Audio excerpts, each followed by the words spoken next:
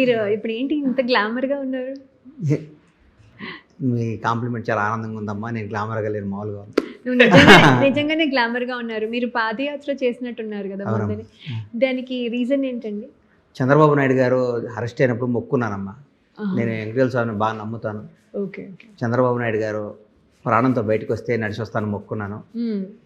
అది last month జనవరి 13th case కొట్టేయడం జరిగింది. 19th బయలుదేరి 23 రోజులు పాదయాత్ర చేసి స్వామివారికి మొక్కుని వెంకటేశ్వర స్వామితో మొక్కు పెట్టుకోకూడదన్న చెల్లించుకొని వచ్చాను.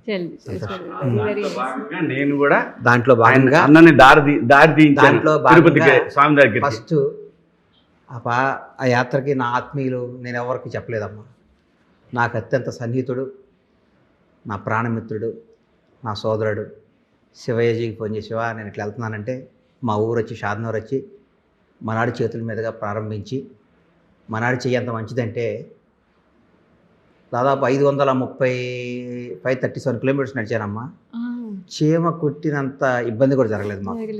అంటే ఆ భగవంతుడి సంకల్పం, దేవుడు కూడా మిత్రుడి విషెస్. నేను చెప్తున్నా కదా అన్న, నేను వచ్చిన ఇండస్ట్రీకి నేను వచ్చిన కొత్తలో నాకు షూటింగ్స్లో ఫస్ట్ పరిచయం ఇక్కడ పరిచయం అయింది 4-5. ఆ 4-5లో గణేష్ అన్న ఒకడు. గణేష్ అన్న, వేణుమాధవ్, ఉత్తేజు, తిరుపతి ప్రకాష్, మేము 5 స్టూడెంట్స్ చిరంజీవి గారి సినిమాకి మాస్టర్ సినిమాకి అక్కడ పరిచయం అయిన అన్న. నాకు ఫస్ట్ నాకు కాంటాక్ట్ లేదు అంటే నాకు ఎవరైనా కాంటాక్ట్ చేయాలంటే ఏం చేయాలి? అప్పుడు ఉండేవి మాకు పేజర్లు ఉండేవి. పేజర్ ఉండేది. సో అన్న ఒకరోజు పేజర్ తీసి, అరే శివ ఇది నీ దగ్గర ఉంచుకోరా అని ఇచ్చాడు. సో అది అంత పెద్ద విషయం ఆ రోజున. ఏం కాదు, శివాజీ అంటే నాకు పర్సనల్గా చాలా ఇష్టం. ఎందుకంటే శివాజీది మాది అంతా ఒక మామూలు అగ్రికల్చర్ బ్యాక్గ్రౌండ్ మాది. మా నాన్న కానీ శివాజీ వాళ్ళ ఫాదర్ కానీ మేమంతా వ్యవసాయదారుల కుటుంబం నుంచి వచ్చిన వాళ్ళమే, ఒక ప్రాంతం నుంచి వచ్చిన వాళ్ళమే.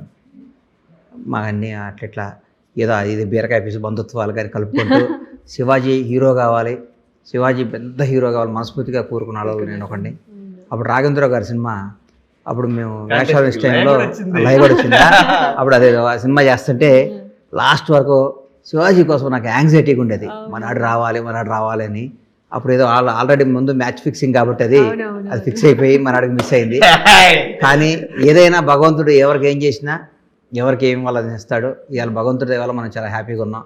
అందుకని భగవంతుడికి ఒక్కసారి హృదయపూర్వక ఈ జన్మనిచ్చి ఈ బతుకునిచ్చినందుకు ఆయనకు ఒక్కొక్కసారి కృతజ్ఞతలు తెలియజేసుకుంటూ సాంప్రదాయని సుప్పిని శుద్ధపూసిని పెద్ద హిట్ అవ్వాలని శివాజీకి ఈ సినిమా